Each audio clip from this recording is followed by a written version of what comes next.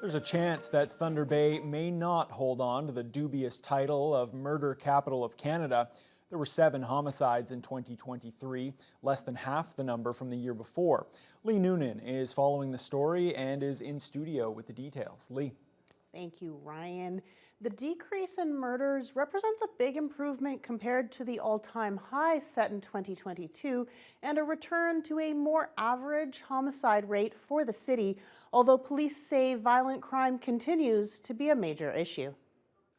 The 7 confirmed homicides in Thunder Bay over the past year are a big drop from the record high of 15 in 2022.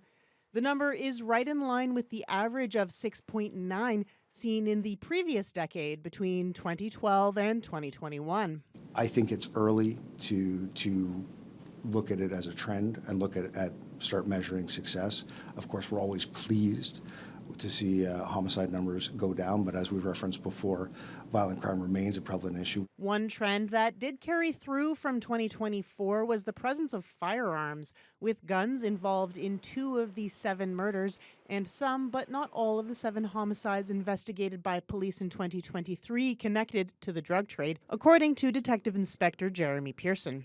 I think that our continued attention enforcement-wise to the illicit drug trade, to illegal firearms within the city is certainly something we intend to continue, and I like to believe that creates an environment where there is it's more unlikely for some of these events to occur, but that's a gross oversimplification. There were also 9 incidents of attempted murder last year, down from 14 in 2022.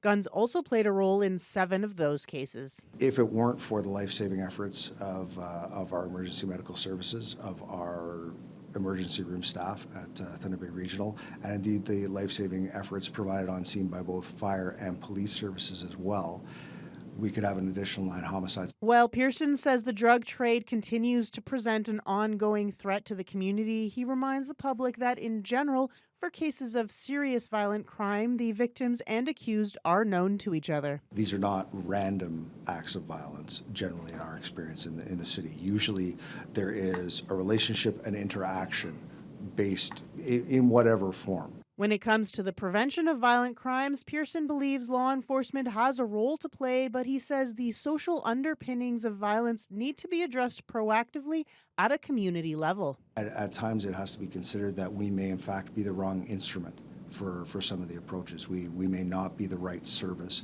to be in place. And there are times where we wind up providing services that perhaps other entities would better provide. However, we're available. We're here around the clock, and we'll always come. The investigation into a homicide on Ogden Street in October is still active, while police have laid charges and the matter is before the courts in the other 6. Lee Noonan, TBT News.